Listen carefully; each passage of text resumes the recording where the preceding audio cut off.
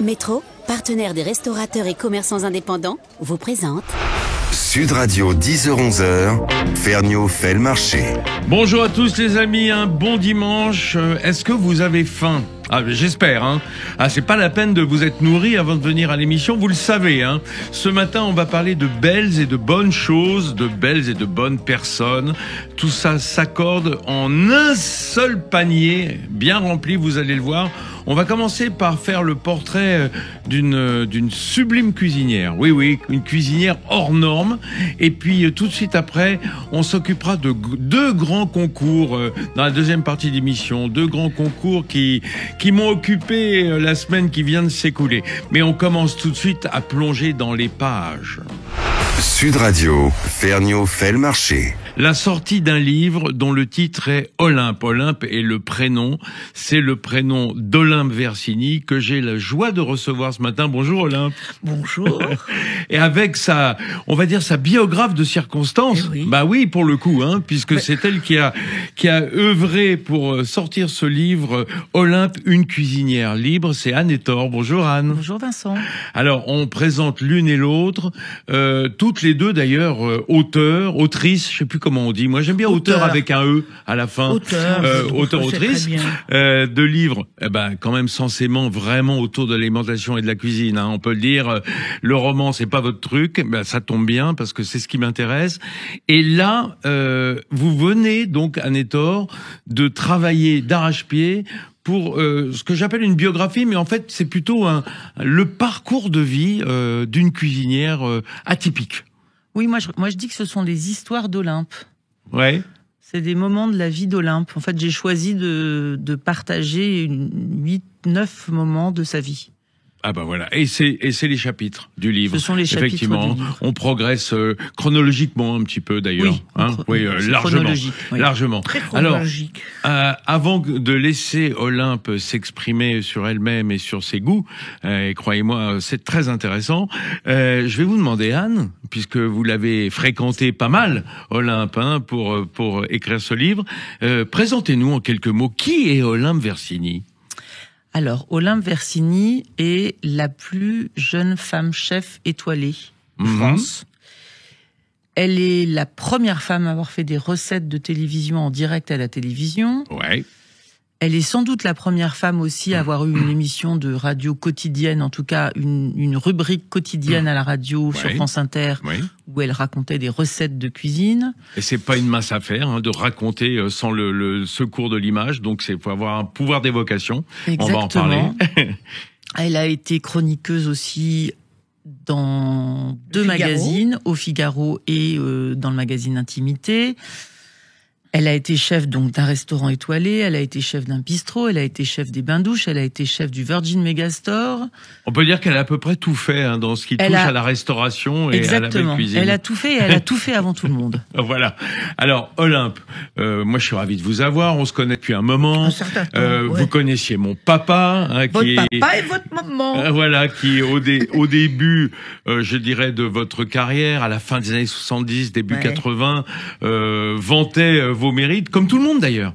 C'est ça qui est extraordinaire, c'est qu'à l'époque, vous êtes comme un ovni qui arrive au moment de... Alors les jeunes vont même pas savoir de quoi on parle, de ce qu'on appelle la nouvelle cuisine, hein, qui avait été promue par Legault et Millot, par Gault et Millot, hein, par Henri Gault et... Deux personnes. Deux personnes qui vous ont un petit peu sorti de l'anonymat, mais pourtant c'était pas le début de votre carrière, ça. Alors... Si, pour ainsi dire, parce que j'ai ouvert, avec mon ex-mari, j'ai ouvert le restaurant fin 73. Ouais. Janvier 74, on a le premier qui vient, c'est l'Araignière. Ouais, Grimaud de l'Araignière. Et le deuxième qui est Philippe Couder. Oui, et à la suite de là, ça, on donne des noms de grands chroniqueurs gastronomiques de l'époque. Hein, qui faisaient la pluie et le beau temps dans les restaurants. Et à la suite de ça, Henri Gault et Christian Meillot viennent au restaurant. Et là, évidemment, c'était étonnant parce que on pouvait plus fermer la porte. Il y avait une queue immense. Oui. Aujourd'hui, c'est les réseaux sociaux, mais à l'époque, les guides avaient encore ce pouvoir d'attirer le client. Bien sûr, bien sûr. Olympe, vous êtes Alors, vous êtes vraiment une méditerranéenne, vous, hein. Un peu corse, un peu italienne, on s'y perd un petit peu. Vous vous sentez comment au milieu de tout ça? Est-ce que vous vous sentez française à être entre Corse et Italie? Oui, assez, parce que je vais vous dire une chose, je suis né à Paris. Mon père est né à Paris. Mon grand-père est né à Paris. Bah voilà. Mon arrière-grand-père est arrivé en 1861 à Paris, a acheté une maison dans la campagne parisienne, Faubourg Saint-Antoine. Et mon fils est né à Paris, avec ma fille aussi. Donc, et mes petits-enfants sont nés à Paris. Donc, je suis une Française parisienne. Voilà, une Française parisienne, mais avec des origines vraiment méditerranéennes. D'ailleurs, oui, très méditerranéennes. Maintenant que vous avez pris un peu des quartiers d'hiver, une retraite heureuse, vous êtes retourné tout en bas de la botte dans les Pouilles. Exactement, au sud même des Pouilles, dans la Salento. Ouais. Et oui, parce que j'aime cette cuisine, j'aime cette lumière, j'aime ces saisons, j'aime la mer. Cette mer de Méditerranée. J'aime pas la mer aux États-Unis, j'aime pas la mer au Brésil, j'aime pas ça, j'aime la mer avec les criques, vous savez. J'adore, voilà. Bon. Anne Hector, qui est venu chercher l'autre? Comment est née l'envie de faire ce livre? Ah, c'est moi. Ouais. C'est moi qui suis allée la chercher parce qu'en fait, je la connais depuis 5-6 ans. Ça fait 15 ans que je travaille dans l'univers de la gastronomie. Moi, je connais Olympe depuis que je suis toute petite. Pas en vrai, mais par les livres, parce que mon père avait tous ses livres. Je l'ai toujours suivi, elle a toujours été là dans ma cuisine avec ses livres. Mais depuis 15 ans que je travaille dans l'univers de la gastronomie, à chaque fois que je dis « Vous connaissez Olympe ?» Non.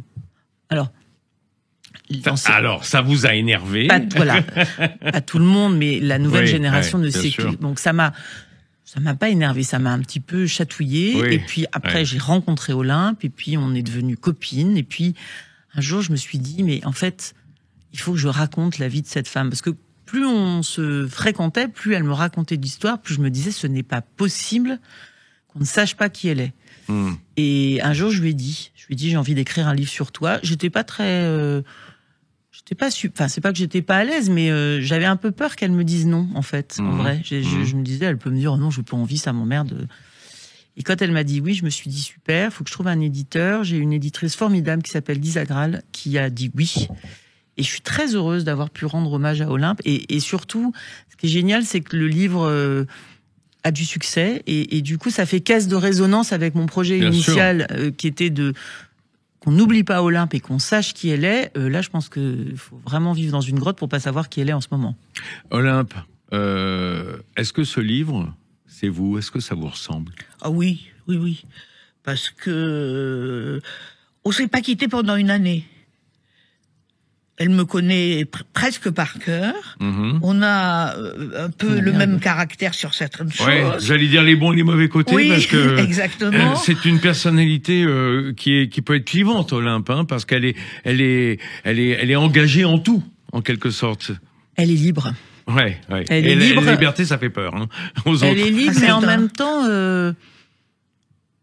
c'est hyper facile parce que elle dit les choses. Donc moi, j'ai d'abord passé beaucoup de temps à observer. J'ai écrit très tard, finalement. J'ai passé beaucoup de temps avec elle. À manger aussi? Oui, manger forcément. Oui, j'imagine. Parce on a ça en commun, la gourmandise. C'est son mode d'expression. Oui, puis on a la gourmandise en commun. Mais en fait, j'ai passé beaucoup de temps avec elle. Elle m'a raconté des choses. J'ai été tirer les ficelles. Après, moi, je me suis aussi beaucoup documentée. Je suis allée à l'INA, j'ai interviewé des gens. Puis de temps en temps, j'allais la voir en disant cette histoire. Alors, elle racontait ou pas d'ailleurs, parce qu'il y a des trucs quand je lui posais la question, elle me dit je me souviens plus. Je sais pas si elle se souvenait ou pas, mais et puis petit à petit, j'ai appris à savoir qui elle était. Et en fait, quand je me suis mis à écrire, je pense que je la connaissais bien. Et du coup, j'avais plus cette crainte que le livre ne lui plaise pas, parce que je savais ce que je pouvais raconter, ce que je ne pouvais pas raconter. Et finalement, effectivement, elle a pratiquement rien changé, enfin même rien changé. Sincèrement, quand j'ai dit oui, on m'avait déjà demandé deux fois, deux personnes m'avaient demandé, j'avais dit non, je pense pas, etc. Mais quand je lui ai dit oui, j'ai dit oui parce que je savais qu'on s'entendrait. Parce que la seule chose, on fait la cuisine ensemble, on fait le marché ensemble, on fait des recettes, etc. Mais après, s'entendre pour raconter sa vie, c'est autre chose, une partie de sa vie. Vous voulez pas être trahi en même temps? Il faut la confiance. Et voilà. Et puis, j'ai été aussi, la photographe a été formidable, elle a été transparente. C'est-à-dire que moi, je ne voulais pas apparaître sur aucune photo. important. Alors, on a commencé le livre. Ouais, On a ça commence commencé bien. le livre. Ça a bien commencé. On est allé dans le Salento. Donc, la première partie du livre, en tout cas, les premières photos, on les a faites dans le Salento. Moi, je connaissais Olympe, mais Claire, la photographe, Claire Kurt, ne connaissait pas Olympe. Et dès le premier jour, à un moment, Olympe marchait dans la rue. Donc, on arrive, on pose nos valises et on part. Claire avait le photographe à la main. Olympe marchait devant un peu rapidement. Et Claire lui dit Olympe une fois, 2 fois. Elle se retourne pas. Et moi, je lui dis retourne-toi. Elle dit c'est pas la peine, je veux pas de photo de moi aujourd'hui dans le livre. Donc ça a commencé comme ça. C'était hyper Bien. sympa. Bon, voilà, on a réussi. Mais c'est Olympe, ça. C'est Olympe. Mais je en fais ce fait, que je veux. Ouais. Mais oui, non, vous Et avez parlé puis, de trahison, mais ouais. c'était hyper important. C'est-à-dire que elle m'a raconté plein de choses. Il y a plein de choses que j'ai mises dans le bouquin. Il y a plein de choses que je n'ai pas mises dans le bouquin parce que je ne voulais pas la trahir. Et puis l'idée, c'était de faire quelque chose Mais non, c'était qui pas reste aussi. C'était pas voyeur. Voilà. Ouais. C'était l'idée, raconter une histoire vrai ou rien. agréable. Voilà. Ouais. Et moi, quand elle m'a dit ça, j'ai dit mais c'est merveilleux parce que j'avais à l'époque une seule petite fille. Maintenant j'ai un petit garçon qui a 2 mois. Et j'ai dit mais c'est formidable pour ma petite fille parce que si j'avais eu ma mère ou ma grand-mère qui pouvait raconter une histoire que je ne connais pas complètement, ça aurait été merveilleux d'avoir un livre. C'est ma grand-mère. Ouais. Voilà, et ça m'a fait plaisir. Et je peux témoigner que c'est une grande chance d'avoir des parents qui peuvent écrire des livres pour laisser aux générations futures. Allez, on est ensemble avec Anne-Thor qui a écrit ce beau livre, Olympe, une cuisinière libre, et Olympe est avec nous. Et elle est très libre ce matin. On reste ensemble et on va plonger dans le livre plus avant, juste dans quelques minutes. Métro, partenaire des restaurateurs et commerçants indépendants, vous présente Sud Radio 10h-11h, Ferniaud fait le marché. Je vous jure que je n'ai rien mangé encore et pourtant j'ai grand appétit en découvrant ce livre Olympe, une cuisinière libre qui est écrit par Anne-Thor, et nous avons Olympe avec nous. C'est l'objet, le sujet de ce livre, c'est de raconter la vie, l'esprit, la façon d'être, je dirais le quotidien, la nature d'Olympe Versini qui, comme le disait tout à l'heure Anne-Thor, a été la plus jeune chef étoilée, découverte vraiment. Alors, vous êtes une femme des années 80, Olympe Versini. En tout cas, c'est le moment où là, vous avez explosé en restauration à Paris. Exactement. Ça a commencé dans les fin 70, oui. Fin 70, et c'était 80. Les années 80 glorieuses. Avec différents styles de cuisine et de restaurant. À l'époque, vous étiez un petit peu le Jean Imbert de la cuisine, hein, parce que quand on voit aujourd'hui des stars qui émaillent les restaurants de certains chefs, vous aviez une sacrée collection de vedettes, comme on disait à l'époque, oui. Hein, qui se succédaient dans votre restaurant. Et qui attendaient parfois 1 heure dans la rue pour manger. Alors, c'est ça qui est bien. Parce que ça n'existe plus, ça. Non, il ne resterait pas. Il y a encore l'entrecôte à Paris où il y a la queue dehors. Oui, mais enfin, si vous pas le même genre. je sais pas, Coppola ou Claude Berry, tout, ils attendent pas 1 heure dans la rue, ils attendaient 1 heure, 1 heure et demie. Eh oui, parce que c'était la promesse. Ça faisait rêver. Et Albert disait toujours, il y en a pour 2 minutes. Alors Albert Mon Namias, le père de mes enfants. Voilà, qui a été votre mari et votre patron restaurateur à une époque. Enfin, en tout cas, vous étiez associé dans le restaurant ou pas? Ah ben bien sûr. Bon, on a monté voilà. le restaurant. Ne dites pas qu'il était mon patron. Non, mais je dis ça pour Non. dire, il Nous était étions- restaurateur avant de devenir. Non, il n'était pas restaurateur. On a fait le restaurant ensemble, il était sociologue. Oui, non, mais il est devenu par la force des choses Obligé. l'hôte de ces lieux. Bien sûr. Hein, donc et puis on sait que maintenant il a beaucoup travaillé comme journaliste et comme chroniqueur autour de la gastronomie. Il continue d'ailleurs. Il continue. Et on le salue, on l'embrasse. Olympe, à l'époque, dans les années 80, ce qui vous identifie, c'est d'abord d'être une femme. D'abord d'être une femme chef. Aujourd'hui, c'est devenu presque naturel et encore, il n'y en a pas assez. Il n'y en a pas beaucoup Il y aujourd'hui. en a pas beaucoup, Même mais, aujourd'hui. mais c'est passé dans le voilà. Et ce n'est pas uniquement d'être coopté et identifié par les grands guides ou par les journalistes, mais par les chefs eux-mêmes, Oui. les grands chefs, ceux de la nouvelle cuisine justement. Les grands machos de l'époque. Ouais, Il les faut le dire. Bocuse, Voilà, les Bocuse, les Trois Gros, et Berlin. Qu'est-ce qui leur plaît chez vous? Ben, D'abord je la pense cuisine que- peut-être. Je pense que la première chose a été la cuisine. Ouais. Ils ont été étonnés parce qu'il n'y croyait pas. Parce que moi, je suis tombée dans ce on appelait la nouvelle cuisine. Mais pourquoi je suis tombée dans la nouvelle cuisine? Parce que j'ai fait ma cuisine, que je n'avais jamais travaillé dans un restaurant, que je n'avais jamais suivi de chef, que jamais ouvert de livre de cuisine, très peu. Alors, elle vous venait d'où cette cuisine alors? J'avais le goût de la cuisine depuis toujours. J'étais enfant et des grands-parents, des parents. Voilà. Mon père a été avocat et puis à un moment il est devenu cuisinier. Et puis ma mère aimait très bien manger, mais je n'ai jamais vu ma mère faire vraiment la cuisine. En revanche, ma grand-mère, la maman de ma mère, qui était piémontaise, m'a fait découvrir. Oui, elle faisait tout à la main, les raviolis, les soupes, etc. Je me posais la question en lisant votre livre. Est-ce que vous faites encore votre pâte à pâte? Ah bien sûr.